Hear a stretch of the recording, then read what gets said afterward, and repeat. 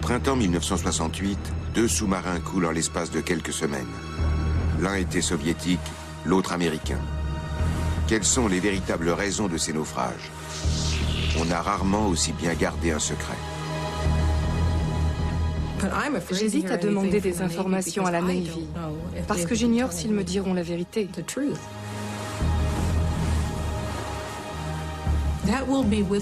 Le fait de ne pas savoir ce qui est arrivé me hantera jusqu'à la mort.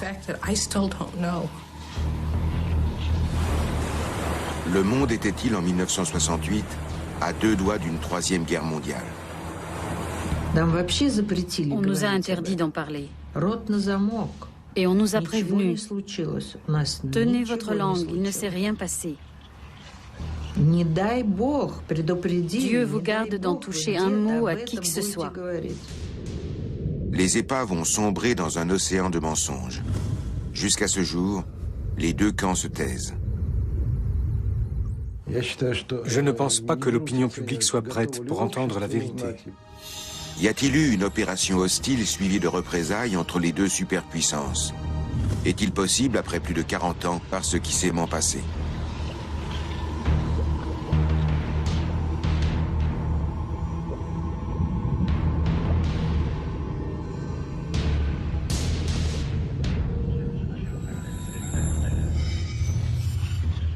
« 24 février 1968.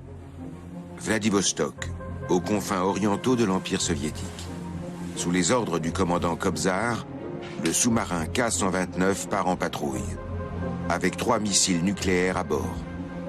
Cet officier d'élite ne se plaint pas de devoir reprendre la mer alors qu'il venait juste de rentrer au port, même s'il n'a jamais été confronté à une telle situation. Début mars, Digalo, qui commande une division, reçoit une nouvelle catastrophique émanant de son supérieur, le contre-amiral Kriorouchko. Assieds-toi, sinon tu vas tomber à la renverse. Je me suis assis. On a perdu le contact avec Kobzar, il ne répond plus. On a essayé 3 ou 4 fois de rétablir la liaison. Rien à faire. La marine soviétique entreprend aussitôt les recherches pour retrouver le K-129 dans la zone où le bâtiment aurait dû se trouver conformément à sa feuille de route. La fébrile activité des Russes ne passe pas inaperçue.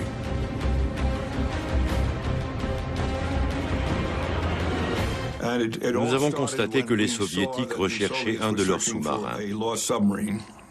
Nous pensions qu'il s'agissait d'une patrouille de routine, car ils étaient dans la zone habituelle.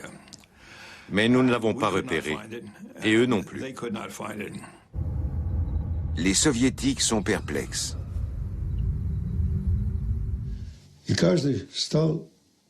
Avant de prendre une décision, j'ai écouté les rapports des techniciens. Chacun m'a dit pourquoi, à son avis, un sous-marin pouvait ne plus répondre. La marine soviétique espère qu'il s'agit simplement d'une panne de radio. Mais la réalité est autrement plus dramatique. Rien ne filtre dans l'opinion publique sur les opérations de recherche. Mais à Moscou, l'épouse du second, le capitaine de frégate Chouravine, fait une étrange expérience alors qu'elle fait ses courses en compagnie de son fils. Tout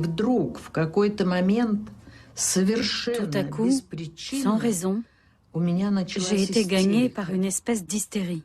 Je me suis sentie oppressée. J'ai cru que mon cœur allait éclater. Ça n'allait plus du tout. Et j'ignorais pourquoi. Je ne pouvais plus respirer, j'étouffais. C'est impossible à décrire. Qu'est-ce qu'il m'arrivait? Je comprenais vaguement qu'il s'était passé quelque chose quelque part. Que s'est-il passé à bord du K-129? Les événements qui ont provoqué le naufrage du sous-marin appartiennent à l'histoire secrète de la guerre froide.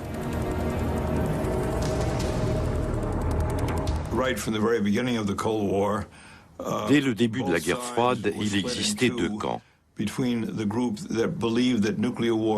L'un croyait que la guerre atomique était inévitable et que le plus tôt serait le mieux. Et l'autre croyait dans la stratégie de la dissuasion. John Craven appartient au second groupe. Depuis le milieu des années 50, il développe des missiles pour les sous-marins pour la US Navy. La flotte sous-marine des États-Unis connaît une progression fulgurante.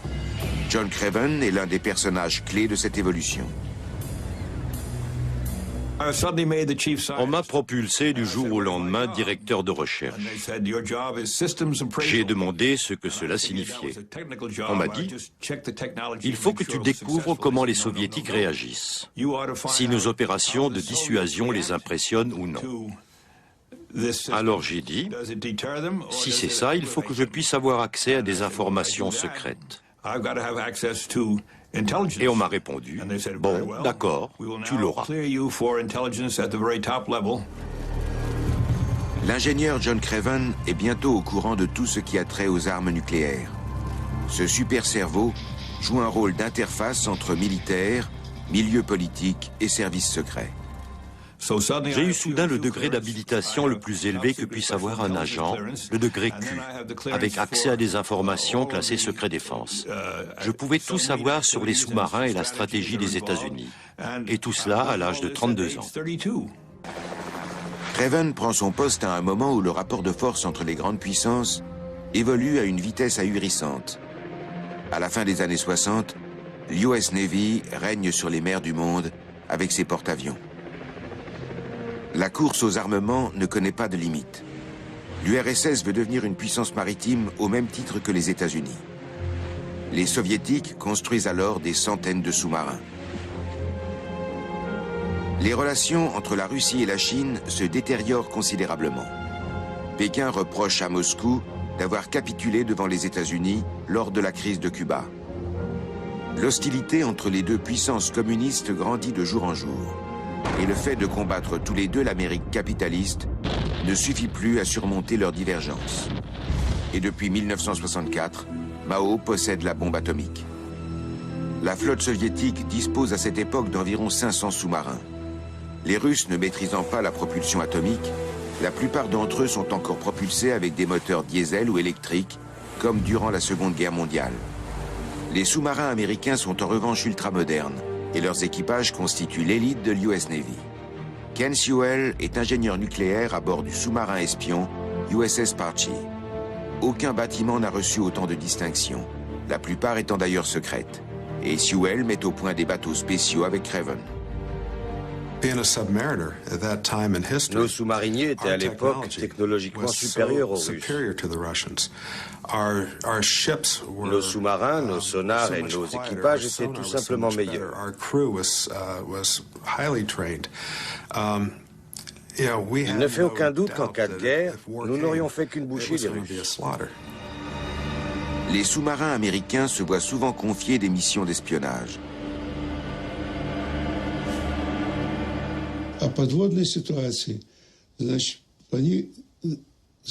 La situation sous les mers était la suivante. En fait, les Américains faisaient preuve d'un sacré culot. Leurs sous-marins atomiques s'approchaient de nos côtes et s'introduisaient dans les zones où les nôtres faisaient des tests. Et ça, même si c'était dans nos eaux territoriales. Mais les Soviétiques sont loin d'imaginer l'ampleur de la supériorité technologique des Américains. Sous la houlette de John Craven, une unité d'élite développe toute une flotte de sous-marins spéciaux. Ils devront récupérer tout matériel ayant sombré au fond des mers. Avions, têtes nucléaires provenant d'essais de missiles, dispositifs de cryptage, manuels de codage. Ils explorent les épaves, partout, à n'importe quelle profondeur. Les Américains mettent l'océan sur écoute. Aux quatre coins du monde, ils truffent les fonds sous-marins d'hydrophones, des micros reliés entre eux. Le système SOSUS, Sound Surveillance System, doit opérer une surveillance totale des mers. Aucun navire, aucun sous-marin ne doit pouvoir croiser au large des côtes américaines sans avoir été repéré auparavant. John Craven dispose maintenant d'hommes grenouilles capables de plonger à plus de 500 mètres. Ils réussissent un coup digne des meilleurs agents secrets. Ils fixent des dispositifs d'écoute alimentés par une pile nucléaire sur un câble sous-marin. Les Soviétiques continuent de se servir de ce moyen de communication sans se douter de rien. Or, ils connectent directement à Moscou le quartier général de la flotte soviétique du Pacifique. Grâce à nos écoutes via ce câble, nous avons appris qu'aux confins asiatiques de l'URSS, il existait un groupuscule de putschistes. Nous savions que ce groupe faisait de plus en plus d'adeptes et qu'il avait l'intention de prendre le pouvoir au Kremlin à l'occasion d'un putsch. Cette tentative a bien eu lieu en 1990 à Moscou. Et nous étions déjà au courant. D'après Craven, ces communistes tenant d'une ligne dure bénéficiaient du soutien de certains membres de la direction du KGB. C'est absolument ridicule. John Craven sait tout cela lorsqu'il apprend le naufrage du K-129. Il subodore que l'affaire va bien au-delà d'un accident d'origine technique. Il reçoit pour mission de mener des investigations. Grâce à leur réseau SOS-US, les Américains recherchent le lieu de la catastrophe du K-129. Lors de l'évaluation des résultats, un soldat de la Navy a soudain une intuition de génie.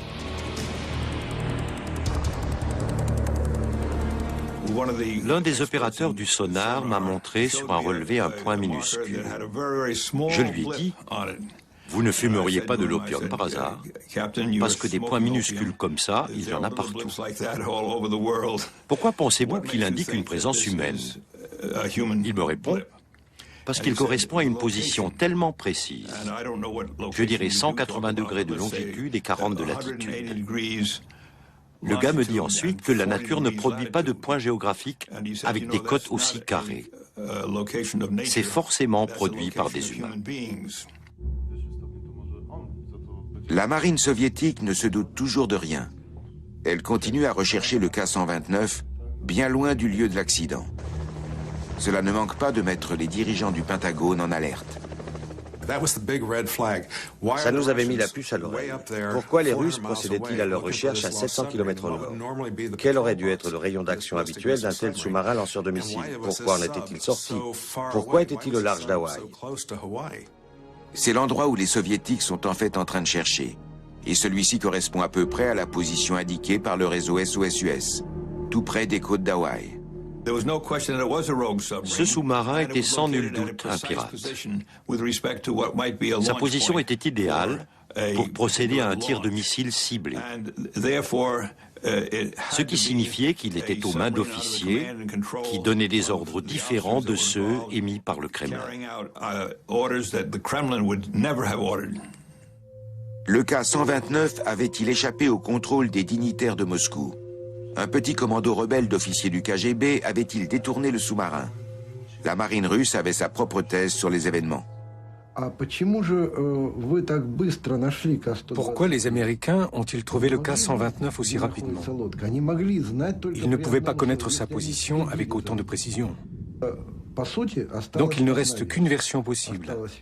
Les Américains l'avaient pris en chasse. Et comme ils étaient trop près, il y a eu collision, imprévue bien sûr, entre les deux sous-marins.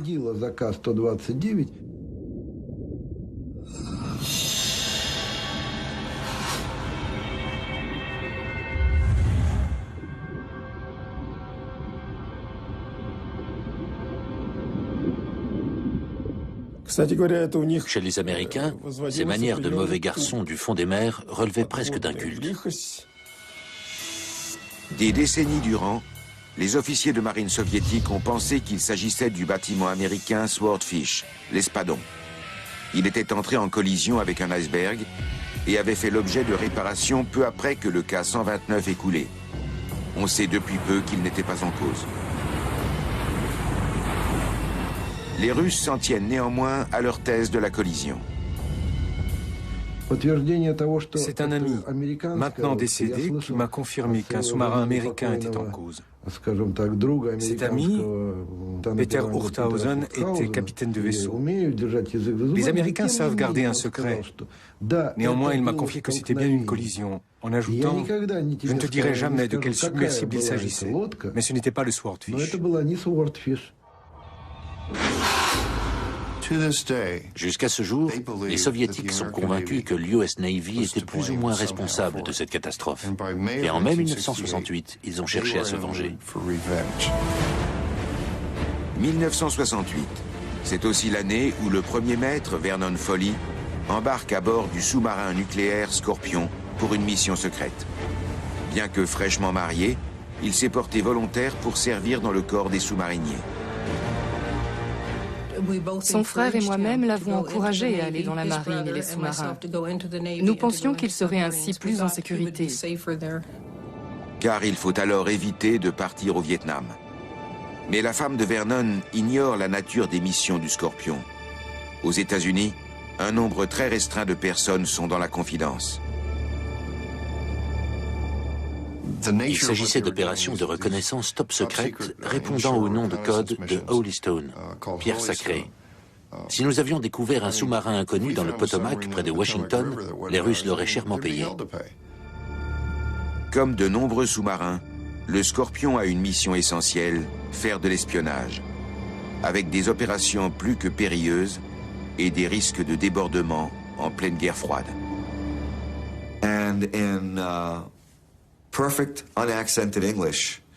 Lors d'une opération, les Américains entendent, grâce à leur système d'écoute sous-marine, une phrase prononcée par un marin russe dans un anglais sans accent.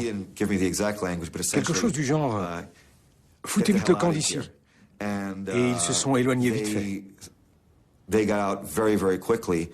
Certains membres de l'équipage du Scorpion ont raconté qu'ils avaient à cette occasion réussi à semer une torpille.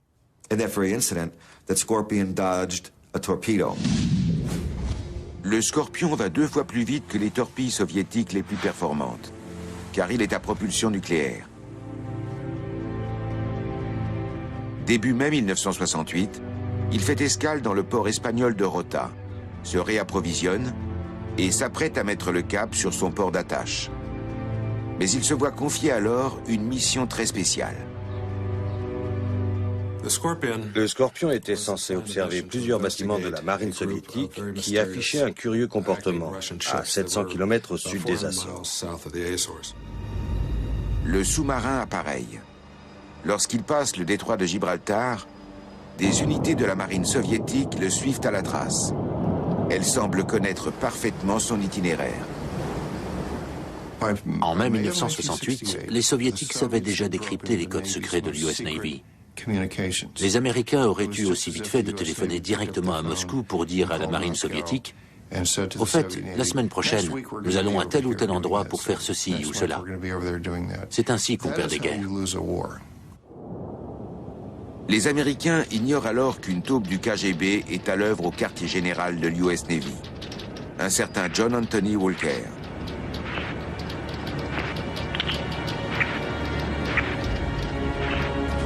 Il travaille aux centrales de télécommunications de la marine, qui est en contact avec l'ensemble des unités en mer. Walker a accès aux codes secrets et les vend au KGB. Les Soviétiques connaissent désormais chaque mission dont est investi le Scorpion.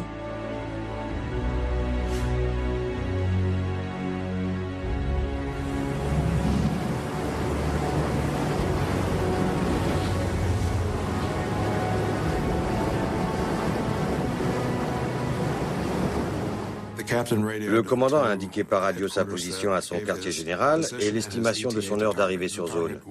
La cible était cette formation navale russe au sud des Açores. Les Soviétiques connaissaient la position du Scorpion, sa route et le temps qu'il lui faudrait.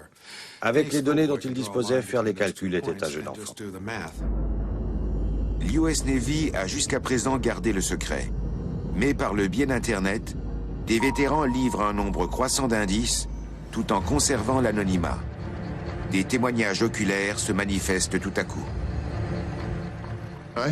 J'ai parlé à 2 hommes qui étaient à bord d'un sous-marin, à 2 autres à bord d'un destroyer, ainsi qu'à un officier embarqué sur un avion de reconnaissance des forces canadiennes. Indépendamment les uns des autres, tous ont dit la même chose, que le Scorpion avait annoncé à son quartier général du Norfolk qu'il était poursuivi par la marine soviétique et qu'il n'arrivait pas à l'assommer. Quelques heures plus tard, le Scorpion avait disparu.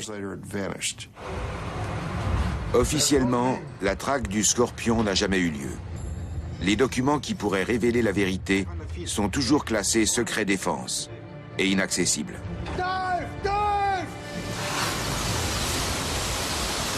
Ce qui n'empêche pas nombre de témoins de confirmer que le Scorpion n'était plus le chasseur, mais était devenu la proie.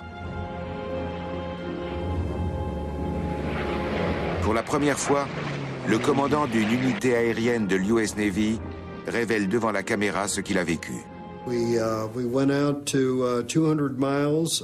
Nous avons survolé la mer sur 400 km pour repérer des débris, des bouées, n'importe quoi, bref, tout ce qui pouvait flotter. Mais on ne nous avait pas fourni d'informations vraiment précises. Si bien que nous étions plutôt inquiets quant au sort du Scorpion.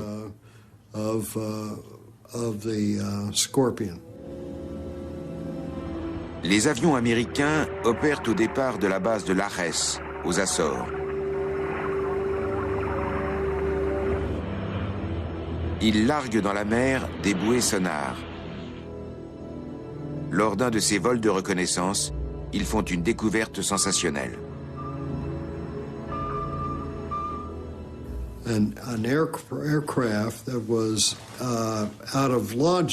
Parti de Lajes, un avion était en quête du sous-marin Yankee. Yankee submarine, and he observed via the tactical support center. L'équipage a appris via le centre de soutien logistique tactique que le Scorpion était en train d'imploser sous l'eau, qu'il se passait je ne sais quoi. Imploding or whatever on it. Le Scorpion coule le 22 mai 1968. Plusieurs sonars ont enregistré cette catastrophe. Et aujourd'hui encore, la référence à cette date reste secrète. Lors d'une enquête ultérieure, l'US Navy conclut que le Scorpion a été touché par une torpille.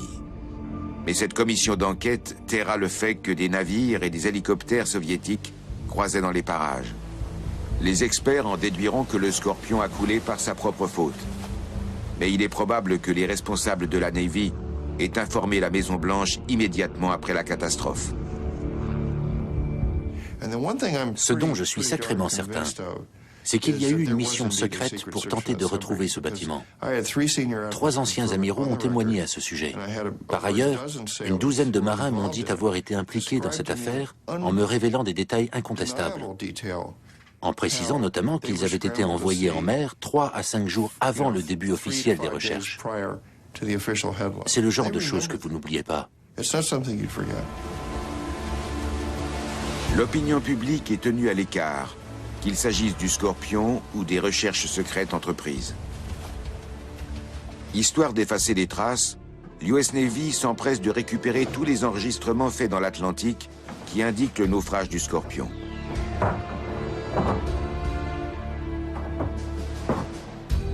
Même les proches des marins ne sont pas informés de cette catastrophe. Les responsables leur annoncent que le Scorpion accostera à la jetée 21 du port de Norfolk, près de Washington. Je voulais que tout soit parfait pour son retour. J'avais fait un gâteau et acheté du jambon car il adorait ça. J'avais tout préparé sur une assiette.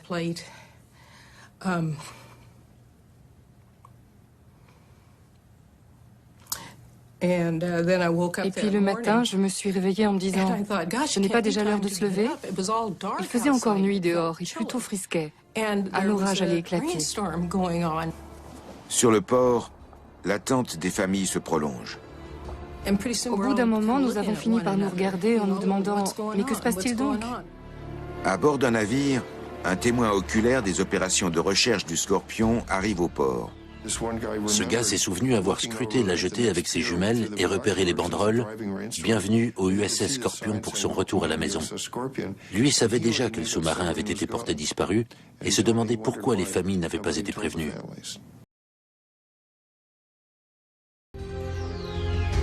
C'est par la télévision que les proches apprendront qu'on est sans nouvelles du Scorpion.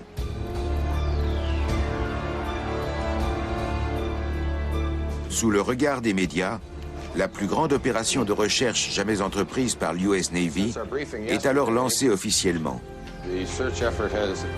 Chaque jour, un officier de liaison donne une conférence de presse. La marine prétend ne rien savoir.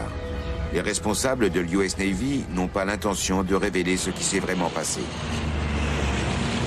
Alors que les recherches se poursuivent, les épouses voient débarquer des camions de déménagement envoyés par l'US Navy. La Navy avait décidé de nous faire plier bagages et de nous renvoyer dans nos familles.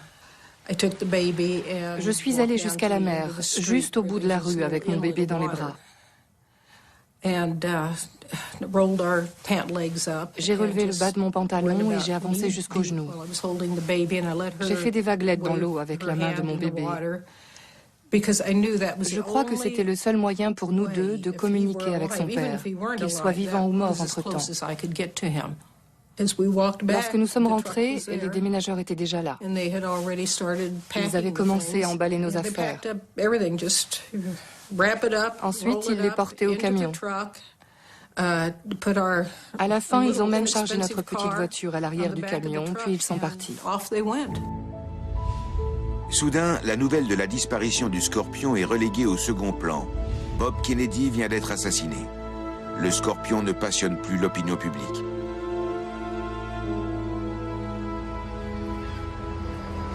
La Navy expliquera des années plus tard que le Scorpion avait coulé à cause du déclenchement accidentel du moteur d'une torpille qui avait alors endommagé la coque du navire.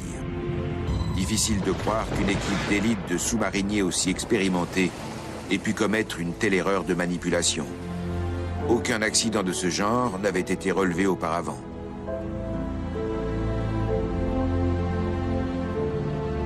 Serait-ce donc quand même la marine soviétique qui aurait envoyé le Scorpion par le fond pour venger la disparition du Ka-129 russe, survenu quelques mois plus tôt? Nous avons fini par trouver un amiral russe qui était prêt à se laisser interviewer.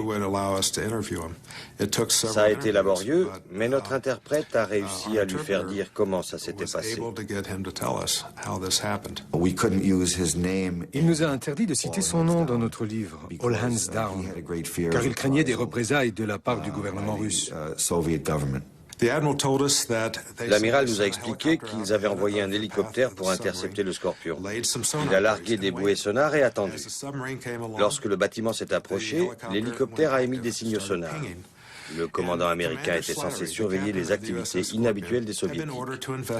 Il faut dire qu'un hélicoptère soviétique qui émet des signaux sonars au beau milieu de l'Atlantique, cela a de quoi surprendre. L'hélicoptère a aussitôt survolé le Scorpion et a tiré une torpille.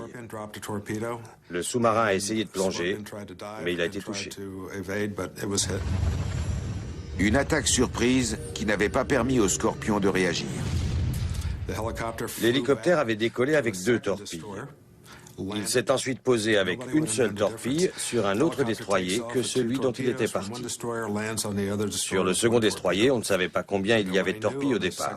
Et le tour était joué. 5 ou 6 personnes seulement ont dû être au courant de l'opération. Que disent aujourd'hui les anciens sous-mariniers soviétiques à ce propos? Ce sont des rumeurs répandues par des gens incultes et montées en épingle par des journalistes. Tout le monde en rajoute. Soi-disant qu'il y aurait eu un accord tacite, puisqu'ils avaient coulé un de nos sous-marins, nous aurions coulé un des leurs, etc., etc. Le Scorpion s'est coulé lui-même parce que c'est un vrai Scorpion. Il a tiré une torpille qu'il a pris pour cible. C'est la version des Américains, en tout cas. Une équipe de recherche dirigée par John Craven aura besoin de 5 mois pour repérer le Scorpion à 3500 mètres de profondeur au fond de l'océan. Très peu d'images de l'épave seront publiées.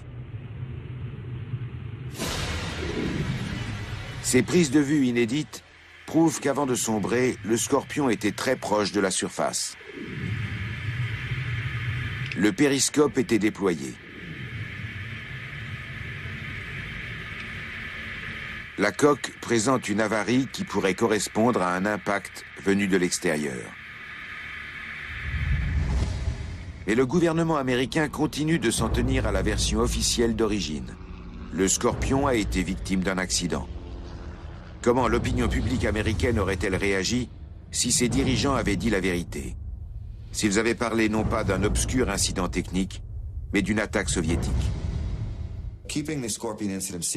On peut avoir la quasi-certitude qu'en taisant le naufrage du Scorpion, le danger d'une confrontation avec les Soviétiques a pu être évité.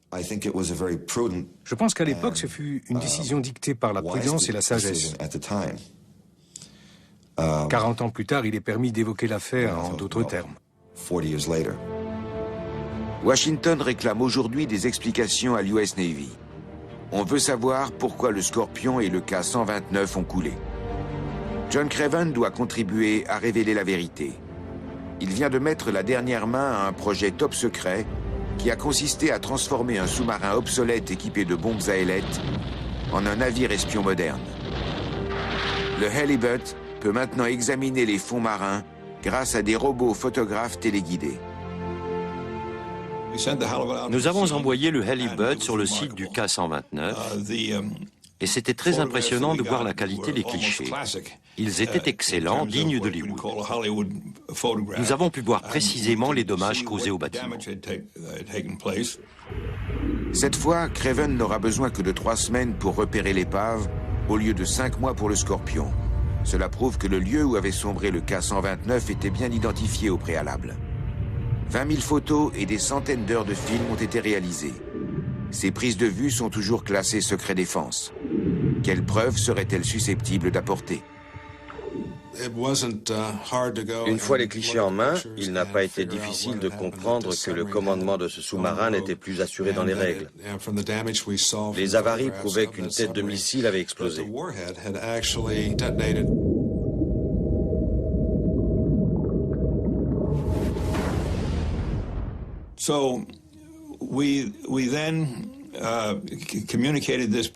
Nous avons alors informé les services secrets et surtout Henry Kissinger.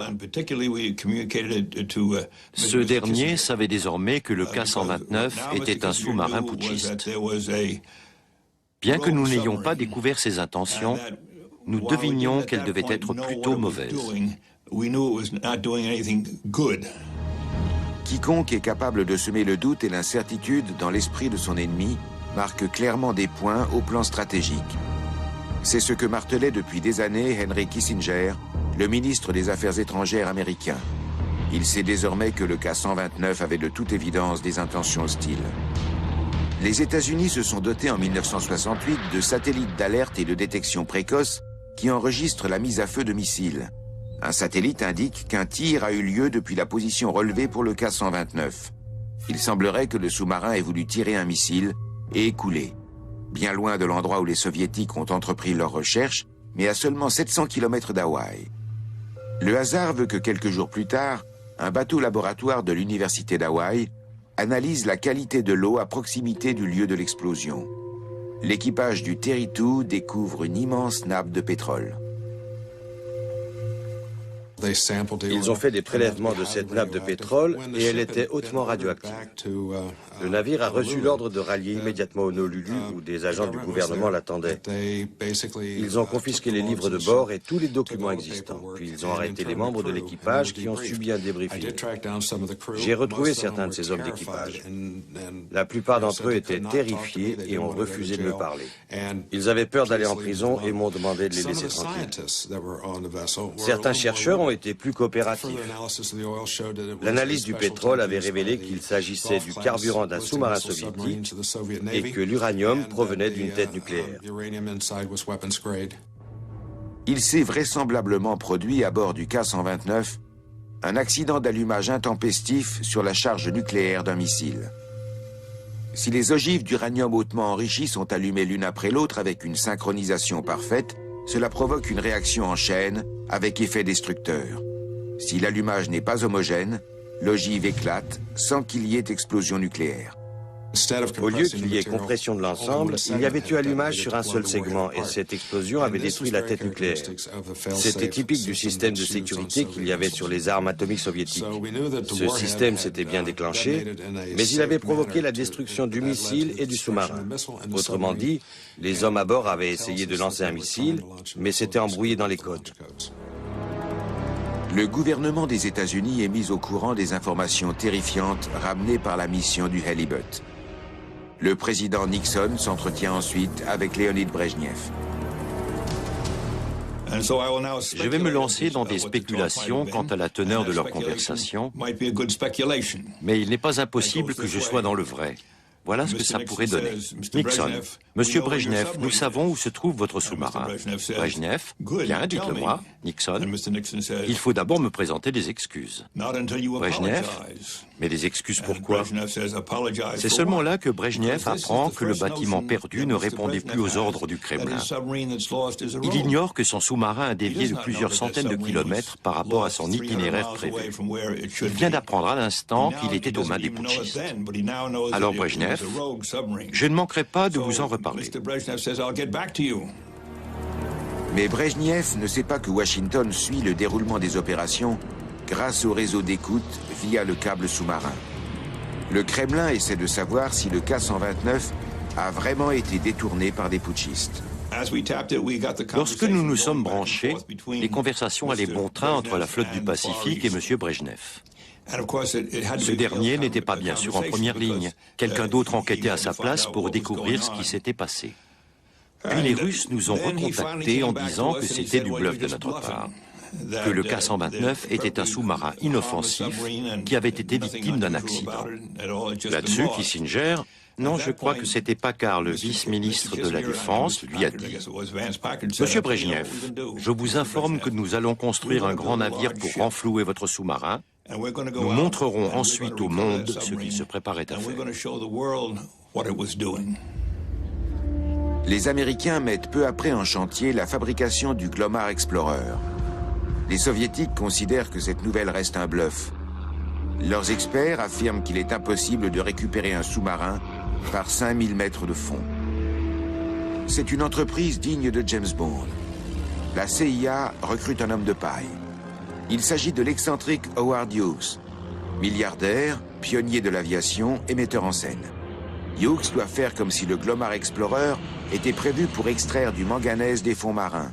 En échange, le fisc sera très gentil avec lui.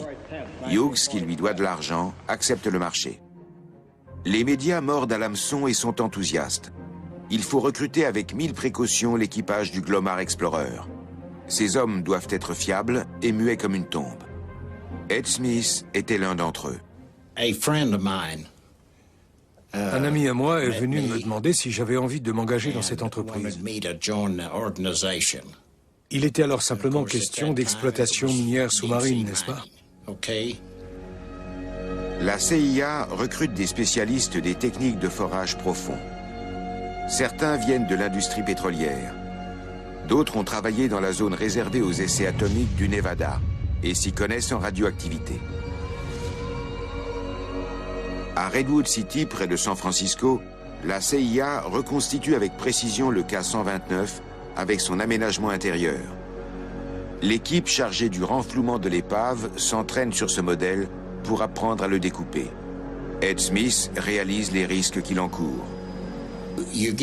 On te passe la combinaison, ils font le test de la fumée pour voir si elle est bien étanche. Ensuite, tu dois te rendre en un laps de temps précis d'un point A à un point B et revenir. Et dans cette maquette, ils ont introduit du gaz pour que tu sois conscient de l'omniprésence de la radioactivité partout à l'intérieur de l'épave. En quoi celle-ci a-t-elle un intérêt? Version de la CIA, les têtes nucléaires et les dispositifs de codage.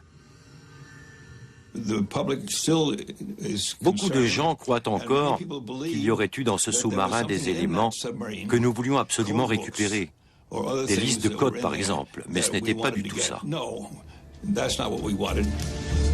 La CIA avait déjà tout récupéré depuis longtemps.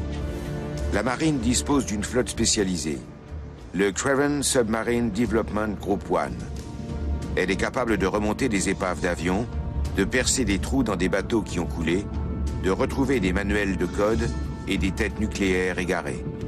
Pour les profondeurs plus importantes, jusqu'à 11 000 mètres, c'est le Trieste II qui effectue les missions. On peut l'équiper d'un grappin. Et c'est précisément ce bâtiment qui plonge dès 1971 pour repérer le K-129, ainsi que le mentionne le journal de bord.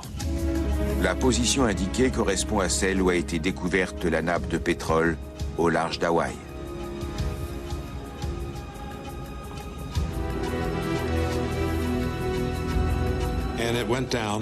On a plongé et récupéré toute la technologie qui nous intéressait, c'est-à-dire les têtes des 2 missiles restants. Ils avaient été éjectés de leur tube lorsque le sous-marin avait explosé et coulé.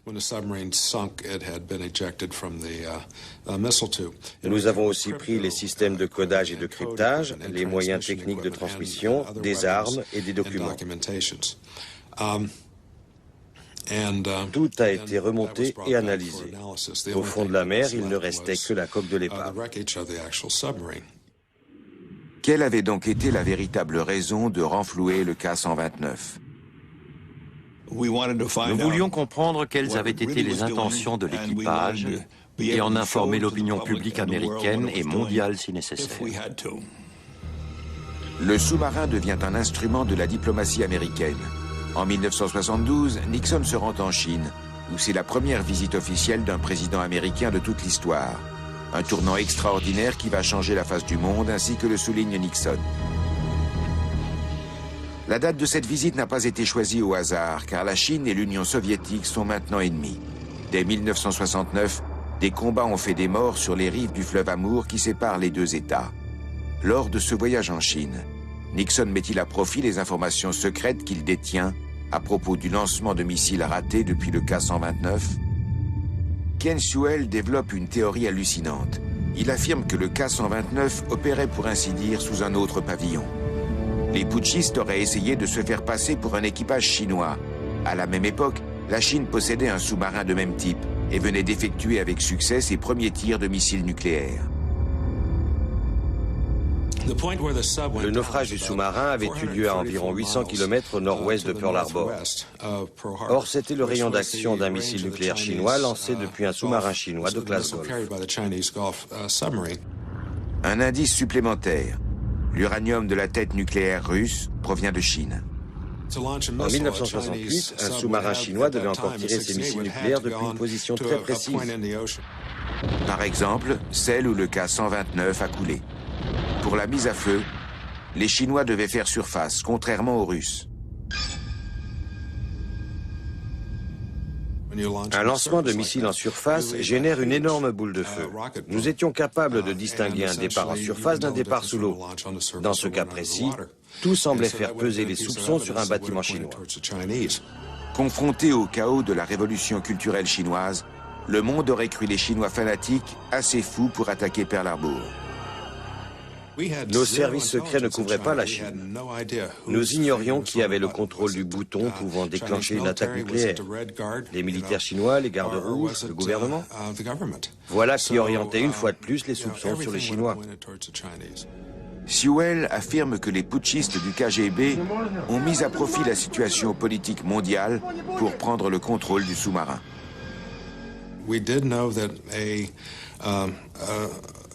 Nous savions qu'un commando du KGB se trouvait à bord. Pas seulement quelques officiers du KGB comme d'habitude, mais tout un commando. Des soldats d'élite comme les Navy Seals. Un OSNAS commando. Des gens très bien entraînés.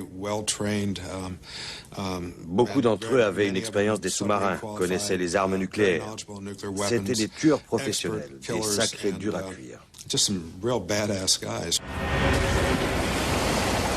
Ils se sont emparés du sous-marin, ont tenté de tirer des missiles, mais le système de sécurité en cas de défaillance a bien fonctionné. Difficile de croire les propos de Sewell. Pourtant, ils permettent de se faire une idée des événements. Sans l'aval du Kremlin et des militaires, des mutins du KGB provoquent une guerre entre leurs 2 ennemis, les États-Unis et la Chine, pour pouvoir ensuite se poser en vainqueur. Selon Sewell, les services secrets américains ont fait savoir à Washington que c'était là le scénario le plus probable pour expliquer l'accident du K-129. Est risqué de faire de la guerre froide une guerre chaude. Il faudrait être débile. Je ne vois pas bien qui pourrait avoir une idée aussi saugrenue. Henry Kissinger s'était penché sur une telle éventualité avant d'occuper le poste de ministre des Affaires étrangères. Kissinger avait tout de suite compris ce qui s'était passé. Il avait déjà écrit des articles à ce propos, inspirés par On the Beach, le livre de Neville Shutt, qui a été adapté au cinéma. Il y est question d'un pays tiers qui provoque une guerre entre l'URSS et les États-Unis. Kissinger avait compris tout de suite quels avantages on pouvait tirer de cette situation. Kissinger a-t-il attisé la rivalité entre l'URSS et la Chine en leur fournissant des informations scandaleuses provenant des services secrets? Était-ce là la véritable raison d'être de la construction du Glomar Explorer, dont le coût était évalué à plus de 500 millions de dollars? À partir de là, le Glomar Explorer devenait un très intéressant dispositif de chantage. Sa mise en service va coïncider avec le calendrier élaboré par Nixon. Tout est prêt pour ouvrir le sas et démarrer la plongée. Mais nous ne pouvons le faire avant d'avoir le feu vert de Washington.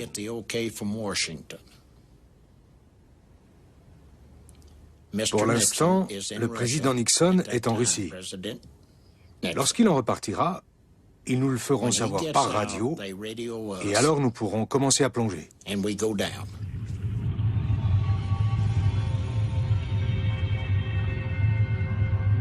Était-il possible de remonter le cas 129 en entier? Aujourd'hui encore, les versions divergent. Ed Smith s'en tient à la version de la CIA. Seule la proue a pu être remontée, le reste de l'épave s'est brisé lorsqu'on l'a soulevée. Nous l'avons ressenti à bord du bateau, il y avait soudain du poids en moins. Un grand silence s'est emparé de la cambuse et de la cantine. C'était inhabituel. Nous pensions que tout l'ensemble s'était détaché. L'opération se déroule sous les yeux des Soviétiques. Ils ne veulent toujours pas croire que les Américains vont réussir à renflouer leurs sous-marins.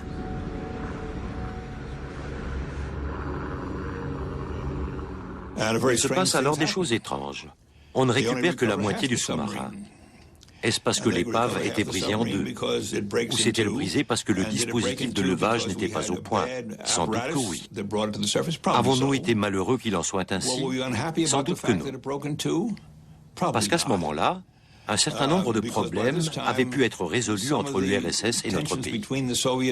C'est pourquoi nous ne voulions pas compromettre les Russes. Nous ne voulions pas révéler au monde quelles étaient les intentions de ce sous-marin, si tant est que nous les connaissions vraiment.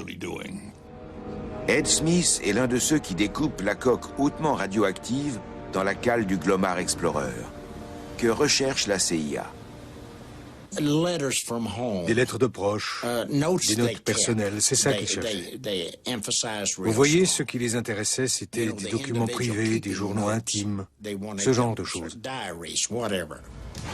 Cherche-t-il des preuves d'un putsch? Les médias sont mis à contribution de façon très ciblée par la CIA. L'agence distille des informations sur le renflouement jusqu'à ce que cela mette la puce à l'oreille d'un journaliste. Say était sur le coup. Mais voici que Bill Colby, le chef de la CIA, débarque dans notre bureau pour parler avec Clifton, le rédacteur en chef. À la suite de quoi, ce dernier est venu me voir et m'a dit « Écoute, la CIA nous demande de ne pas publier ça. » Soi-disant pour des questions de sécurité nationale. Les journalistes obtempèrent. Ce qui se passe ensuite est bizarre.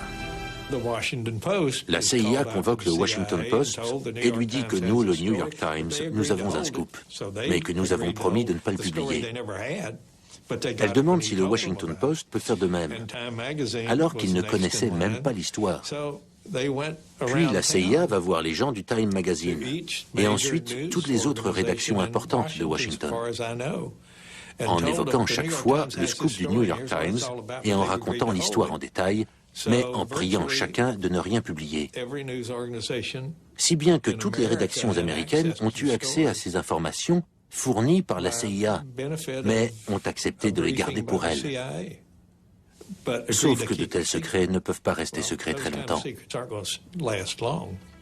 Pour finir, la CIA remet à la marine soviétique une vidéo des funérailles en mer des victimes du cas 129. Voici qu'une opération tenue secrète est soudain sous les feux des projecteurs de l'actualité internationale.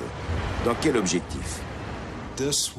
C'était un message à l'intention de l'URSS. J'imagine Kissinger et ses hommes disant à Brejnev « Regardez-moi tout ce cirque dans les médias. Le monde entier est au courant et ça ne va pas s'arrêter comme ça. Vous croyez que ça ne peut pas devenir encore pire? Imaginez un peu que nous révélions avoir récupéré le sous-marin entier, histoire de prouver que vous aviez voulu provoquer une guerre entre nous, les Américains, et les Chinois. Ceci pour sauver votre empire qui est en train de s'effondrer. Les médias s'en donneraient vraiment à cœur joie. » Difficile de croire à un tel scénario. Il est pourtant plus convaincant que toutes les versions et tous les mensonges répandus jusqu'alors. Reste-t-il un secret qu'il convient de garder? Les événements relatifs aux deux sous-marins, le Scorpion et le K-129, n'étaient-ils dus qu'à de regrettables incidents techniques qu'on préférait passer sous silence? Ou ont-ils permis une redistribution des cartes dans la partie de poker que se livraient les trois superpuissances, les États-Unis, l'URSS et la Chine?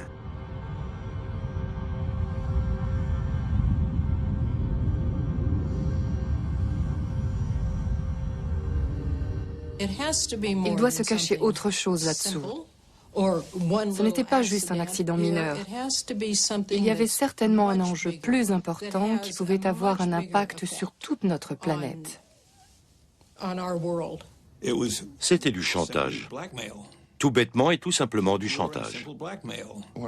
Lorsque j'ai interviewé l'ancien attaché naval de l'ambassade des États-Unis à Moscou, il m'a raconté ce que plusieurs amiraux soviétiques lui auraient dit, à savoir qu'il existait un accord confidentiel et officieux entre la marine américaine et la marine soviétique, celui d'oublier purement et simplement le K-129 et le Scorpion. Il y a en matière de diplomatie des secrets qui resteront secrets encore longtemps.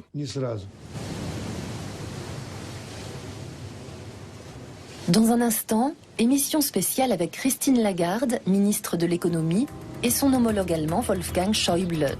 Au centre des débats, l'Europe face à la crise. Mais d'abord, Jean-Christophe Victor présente le dessous des cartes.